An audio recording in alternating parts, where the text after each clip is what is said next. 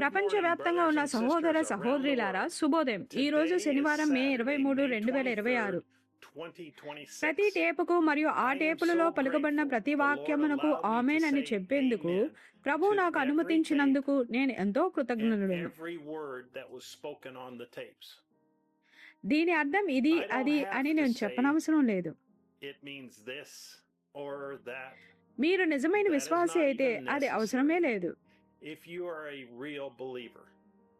అది ఎందుకనే అవసరం లేదు? ఎందుకంటే ప్రవక్త ఇలా రాశారు.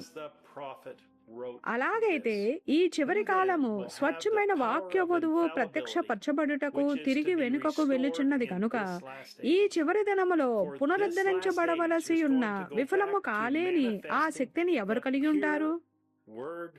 దాని అర్థమేమిటనగా పౌలు యొక్క దినములలో అది ఏ విధముగా పరిపూర్ణముగా ఇవ్వబడినదో, ఏ విధముగా పరిపూర్ణముగా గ్రహించబడినదో తిరిగి అదే విధముగా మరలా ఒకసారి వాక్యమును మనము పొందుకుంటాము. దానిని ఎవరు కలిగి ఉంటారో నేను మీకు చెప్తాను. అది అంతే బాగుగా నిర్ధారించబడిన ఒక ప్రవక్త లేదా హానోకు నుండి ఈ దినము వరకు అన్ని కాలంలో నుండిన ఏ ప్రవక్త నిర్ధారించబడిన దానికంటేనూ ఎంతో ఎక్కువగా నిర్ధారించబడిన ఒక ప్రవక్త అయి ఉంటాడు. 7 సంఘకాలముల యొక్క వివరణ రెవరెండ్ విలియం మ్యారియన్ బ్రెన్హామ్. ఇప్పుడు మనం ఒక స్వచ్ఛమైన వాక్య వధువును ప్రత్యక్షపరుస్తున్నాము. ప్రపంచవ్యాప్తంగా ప్లే బటన్ నొక్కడం ద్వారా ఐక్యమయ్యాము. ఎందుకంటే మనకు స్వచ్ఛమైన వాక్యం మరొకసారి లభించింది. అది పౌలు కాలంలో ఉన్నదానికంటే సంపూర్ణముగా గ్రహించబడినది మరియు మరింత పూర్తిగా నిర్ధారించబడినది. ఇప్పుడు సహోదరు జోసెఫ్ బ్రెన్హామ్ నుండి పక్షిరాజులు కూడుకొనుచున్నవి లేక కూడుకొనుచున్న ప్రియమైన పక్షిరాజులారా, ప్రపంచమంతటా చోటు చేసుకుంటున్న ఈ గొప్ప ఆకర్షణ ఏమిటి?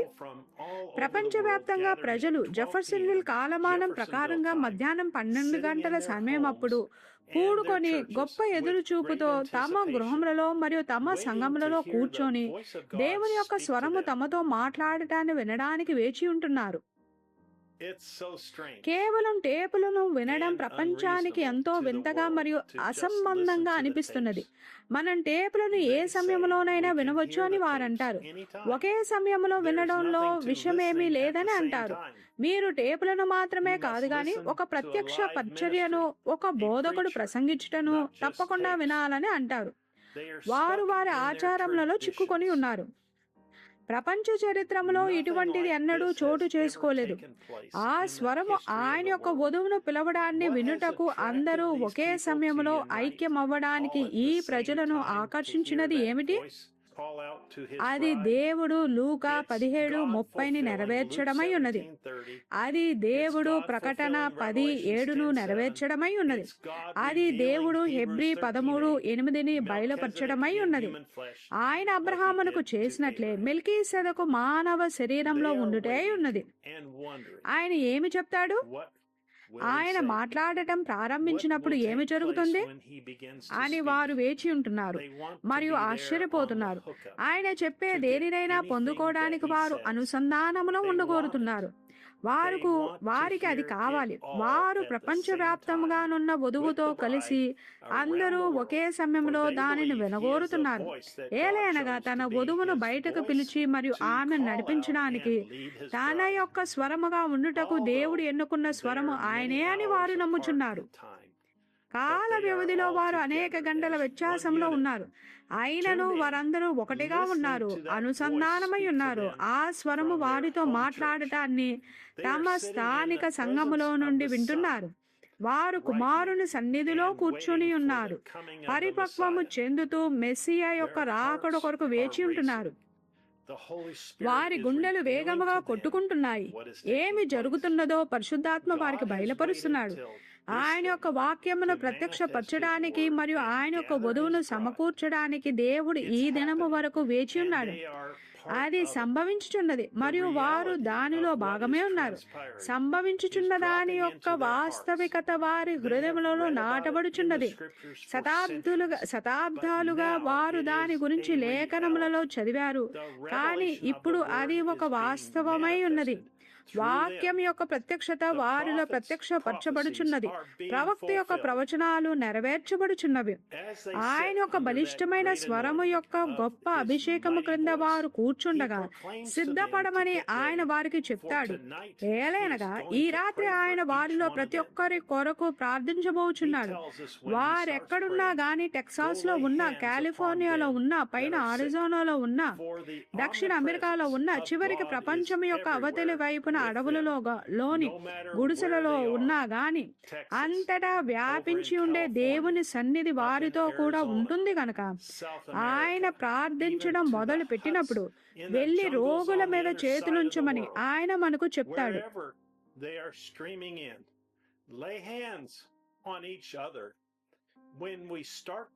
ఎక్కడ నుండి అనుసంధానమై వింటున్నా గాని మనము ప్రార్థించడం మొదలు పెట్టినప్పుడు ఒకరిపై ఒకరు చేతులుంచండి. మరియు వారు నమ్మినట్లయితే దేవుడు వారిలో ప్రతి ఒక్కరిని స్వస్థపరుస్తాడు. ఏలైనగా అది యెహోవా ఇలాగు సెలవిచ్చుచున్నాడు అయ్యున్నది. ప్రతి కాలములోనూ మరియు గతంలో వచ్చినట్టి లేదా భవిష్యత్తులో రాబోవునట్టి ప్రతి ప్రవక్త ద్వారాను ఆ వర్తమానమును వినడానికి ముందుగా నిర్ణయించబడిన కొంతమంది ప్రజలు ఉంటారని మరియు వారు దానిని వెంబడిస్తారని ఇప్పుడు వారు గ్రహిస్తారు. వారు గుంపులను లెక్క చేయరు.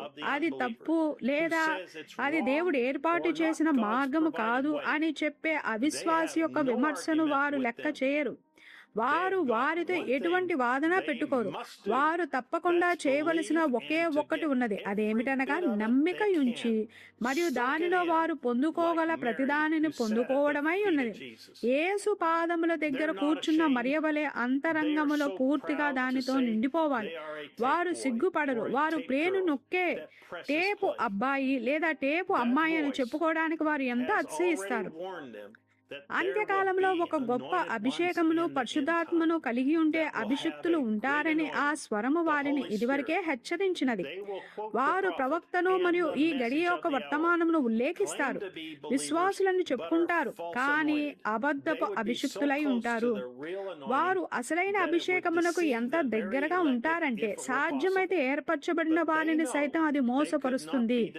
కానీ వారు మోసపరచబడలేరని వారికి తెలుసు. ఏలైనగా వారు వాక్యమై ఉన్నారు. వారు దేవుని స్వరముతో నిలబడిన అసలైన వధువై ఉన్నారు. ఈ దినమున అది ఒక నిమ్మకాయనో లేదా ఒక దెబ్బ నారింజనో అయ్యుండదని ఆ స్వరం వారికి ప్రకటిస్తుంది. వాటి మధ్య వ్యత్యాసమును గుర్తుపట్టడం తేలికగా ఉంటుంది. అయితే అది ఒక సంకర జాతి నారింజే ఉంటుంది. అది సగం నిమ్మకాయ సగం నారింజే ఉంటుంది. అది కలగలుపు చేయబడిన జాతి అయి ఉన్నది.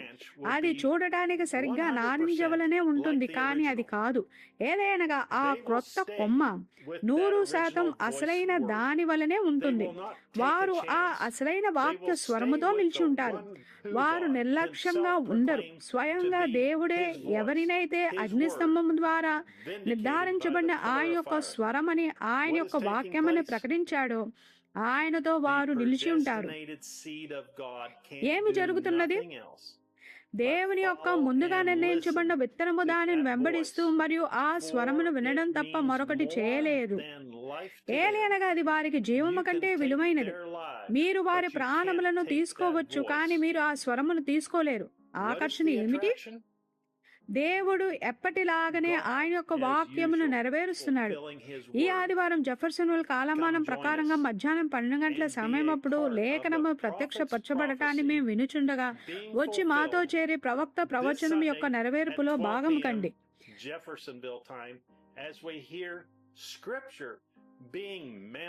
సహోదరుడు జోసెఫ్ బ్రెన్హామ్. వర్తమానము 65-07-25 ఆ పర్వతం మీద ఆకర్షణ ఏమిటి?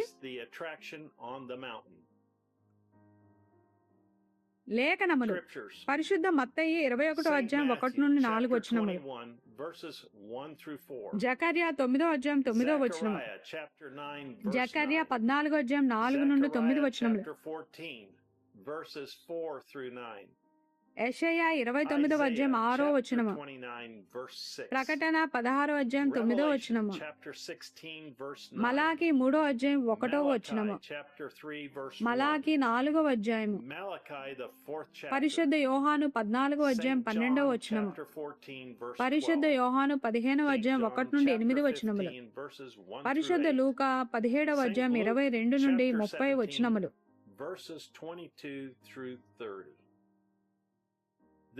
దీనితో బ్రన్హామ్ టాబర్నికల్ మరియు సహోదరు జోసెఫ్ బ్రన్హాం గారి నుండి వచ్చిన లేఖ ముగిసినది. ప్రతి వారంలాగే ఇకపై మీ సౌలభ్యం కొరకు మేము ఈ యూట్యూబ్ ఛానల్లో లేఖన పఠనాన్ని అప్లోడ్ చేస్తాము. దయచేసి సబ్స్క్రైబ్ చేసుకుని గంట గుర్తును నొక్కండి.